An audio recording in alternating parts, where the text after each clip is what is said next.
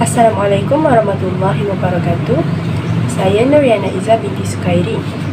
Saya merupakan pelajar dari IPG Campus Datuk Razali Ismail.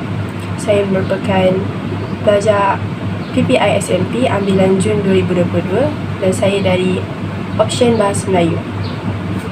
Dalam video kali ini, saya akan mempromosikan video pengajaran saya dan saya akan mengaitkannya dengan aspirasi dan hala tuju pendidikan. Sebelum itu, saya telah paparkan di sini adalah link video YouTube saya, di mana sekiranya anda mahu menonton video pengajaran saya, boleh gunakan link YouTube tersebut. Dan tajuk pengajaran saya ialah frasa nama dan frasa kerja. Kenapa saya buat bahan bantu mengajar ni? Saya buat bahan bantu mengajar ni adalah untuk membantu murid bagi mendapatkan pengetahuan dan idea yang lebih luas berbanding apa yang telah dibelajar di dalam kelas. Jadi, pengetahuan yang dia dapat tak terhad dengan apa yang dia belajar dekat dalam kelas je. Mungkin apa yang saya ajar ni berbeza dengan apa yang guru dia ajar. Jadi, mereka boleh sesuaikan diri dengan pelbagai bentuk pembelajaran. Lagi satu, video saya ni boleh digunakan untuk pembelajaran secara dalam talian. Mungkin waktu ketika COVID dulu, murid kan tak dapat pergi ke sekolah, jadi mereka tak dapat belajar. Jadi saya menekankan di sini bahawa video saya boleh membantu murid untuk sekurang-kurangnya mereka dapat belajar dari rumah berkaitan frasa nama dan frasa kerja. Kenapa saya memilih untuk membuat video? Saya berpendapat bahawa video ni lebih mudah difahami kerana mereka dapat melihat guru itu bercakap, bukan sekadar suara saja, malah daripada segi penerangan, intonasi dan mimik muka. Jadi mereka lebih menghayati dan dapat menerima isi pembelajaran dengan lebih mudah. Kalau nak dibandingkan dengan blog penulisan, terdapat setengah murid yang dia kadang-kadang suka untuk memahami, dan kadang-kadang penulisan blog tu menggunakan aras yang tinggi. Jadi kurang sesuai untuk biasanya untuk murid sekolah rendah ni, mereka kurang faham dengan penggunaan perkataan-perkataan dengan aras yang tinggi. Jadi saya buat video ni untuk memudahkan mereka lebih faham dengan kata-kata yang biasa digunakan, bukan dengan kata-kata penulisan. Seterusnya ialah kelebihan membuat video ni adalah video contohlah kita post dekat YouTube. Video ni mudah untuk diakses. Mereka buka je YouTube, mereka boleh terus cari macam frasa nama dan frasa kerja. Mereka akan jumpa terus. Mereka tak perlu nak cari satu persatu di internet, macam contohnya di Google, lambat. Lagi satu, ilmu yang disampaikan adalah lebih luas dan jelas disebabkan oleh penerangan dari video tersebut. Lagi satu, penerangan dalam video tu adalah dari sumber yang pelbagai. Sumbernya tak terhad, seperti kalau di sekolah, sumber tu hanya bergantung kepada buku teks atau silibus pembelajaran saja. Kalau video ni banyak sumber daripada internet, daripada buku-buku di perpustakaan. Lagi satu, mereka juga boleh gunakan video saya ini sebagai pecutan terakhir sekiranya peperiksaan semakin hampir. Kadang-kadang murid ni memerlukan sesuatu yang ringkas dan padat untuk mereka gunakan sebagai pembelajaran sekiranya peperiksaan semakin dekat. Jadi mereka boleh gunakan video saya ni untuk mengulang kaji dengan lebih cepat dan lebih ringkas untuk mereka fahami. Bagaimana cara saya hasilkan video ni adalah, yang pertama, saya buat slide ni menggunakan Canva dan saya tambah sedikit unsur grafik supaya jadi lebih menarik. Jadi murid tu lebih suka dan tertarik untuk melihat video saya dengan adanya unsur-unsur grafik yang cantik, yang comel-comel semua. Lagi satu, saya dapatkan maklumat dan contoh dari buku dan internet, dan saya ringkaskan supaya lebih mudah untuk difahami dan tidak terlalu sukar. Misalnya macam kalau dekat kelas, guru-guru menggunakan bahasa yang hanya terdapat dalam buku. Jadi di sini saya ringkaskan agar mudah difahami. Jadi lepas saya siap buat slide bahan bantu mengajar ni, saya record video dan jadikannya dalam bentuk video supaya murid mendapat penyampaian yang maksimum dengan penerangan yang jelas. Di sini saya tekankan lagi bahawa video adalah lebih mudah untuk difahami berbanding penulisan. Dalam video pengajaran saya telah mengajar tentang apa itu frasa.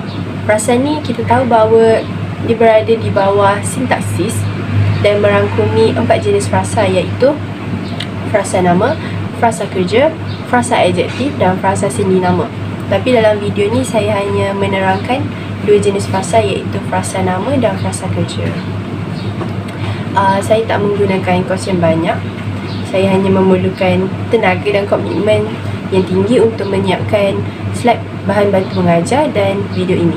Tempoh masa yang saya ambil untuk menyiapkan slide bahan bantu mengajar dan video pengajaran ni hanyalah mengambil masa 1 hari. Sebab saya buatnya secara ringkas supaya murid ni lebih mudah untuk faham apa yang ingin saya sampaikan dalam video tersebut. Kenapa saya memilih YouTube sebagai medium untuk saya menyampaikan video pengajaran saya adalah YouTube ni merupakan aplikasi yang popular dalam kalangan murid dan ianya mudah diakses. Murid pun telah didedahkan dengan aplikasi ini sejak mereka kecil lagi. Jadi mereka lebih mahir untuk menggunakan YouTube berbanding aplikasi lain.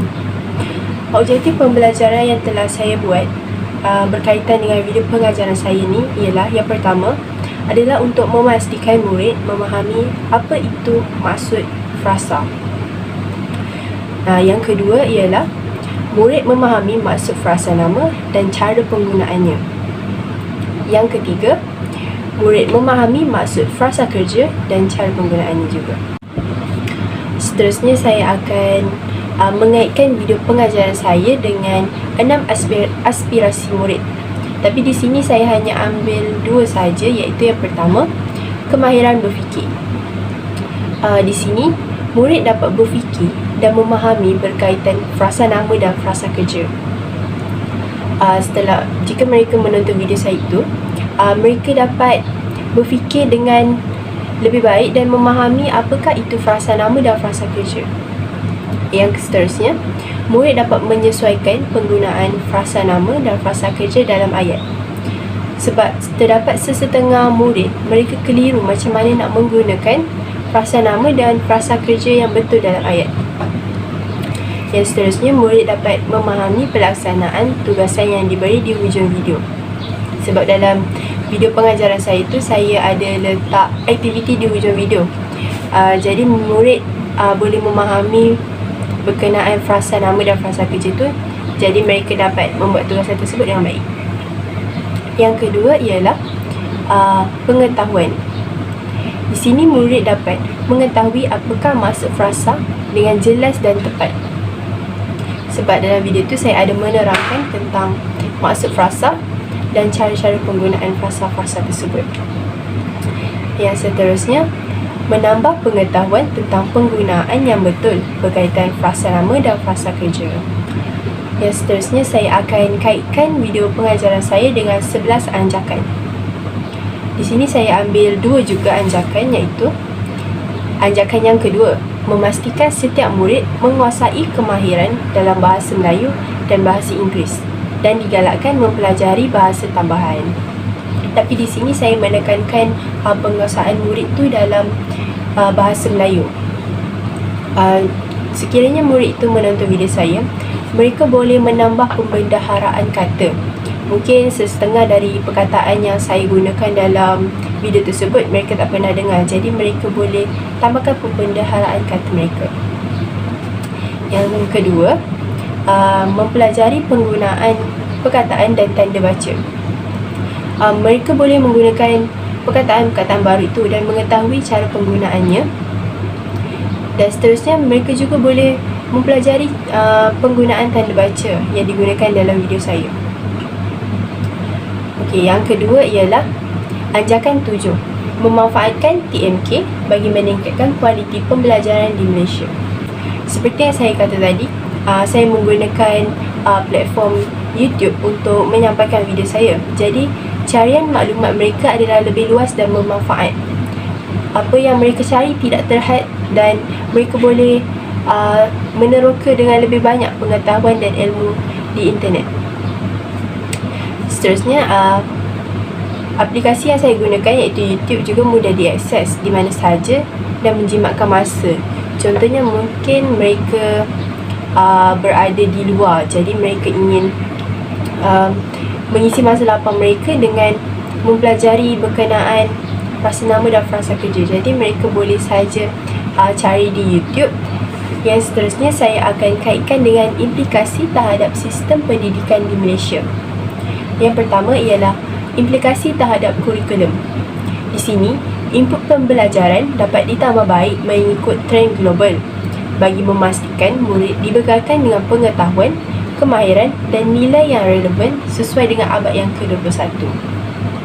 Jadi mereka ni boleh belajar mengikut perkembangan dunia sekarang. Jadi sekarang murid lebih banyak menggunakan peranti dan internet untuk belajar. Jadi mereka dapat menyesuaikan diri dengan apa yang saya sampaikan ini. Bukan itu sahaja, cara pengajaran yang menekankan pembelajaran yang mendalam, konseptual dan berkesan. Dalam video saya tu, saya telah memberi penerangan yang jelas agar murid-murid dapat faham berkenaan frasa nama dan frasa kerja dengan lebih baik. Yang ketiga ialah pengajaran yang menyeronokkan dan menarik minat murid untuk belajar. Di sini dalam video itu saya telah menggunakan unsur-unsur grafik yang menarik supaya mereka minat untuk menonton video saya, kerana kita tahu bahawa murid-murid ni menyukai perkara-perkara yang cantik dan menarik. Yang seterusnya ialah implikasi terhadap guru. Di sini, guru mampu merancang dan melaksanakan pembelajaran bersesuaian dengan tahap murid. Misalnya, di sekolah terdapat murid yang berbeza tahap pembelajaran mereka. Jadi, guru boleh menyediakan video yang sesuai dengan tahap umur mereka dan sesuai dengan cara pemikiran mereka. Yang kedua ialah guru mampu menyusun organisasi pembelajaran dengan telus dan teratur. Yang seterusnya, guru dapat meningkatkan kreativiti dan inovatif dalam bahan pembelajaran. Di sini, guru dapat meningkatkan daya kreativiti dalam diri apabila mereka melakukan slide-slide pembelajaran dan mencipta video-video pembelajaran. Jadi mereka secara tak langsung boleh meningkatkan daya kreativiti dan inovatif dalam diri mereka. Yang keempat ialah dapat meningkatkan kemahiran dan pengalaman guru dalam bidang TMK. Di sini saya menekankan bahawa terdapat sesetengah guru yang kurang mahir dalam menggunakan TMK. Jadi pembuatan video itu boleh meningkatkan daya kemahiran mereka dan pengalaman guru tersebut dalam menggunakan TMK. Yang seterusnya saya akan mengaitkan dengan guru berjiwa pendidik. Yang pertama ialah penampilan. Penampilan ini merupakan perkara yang sangat penting bagi mencerminkan diri seseorang guru.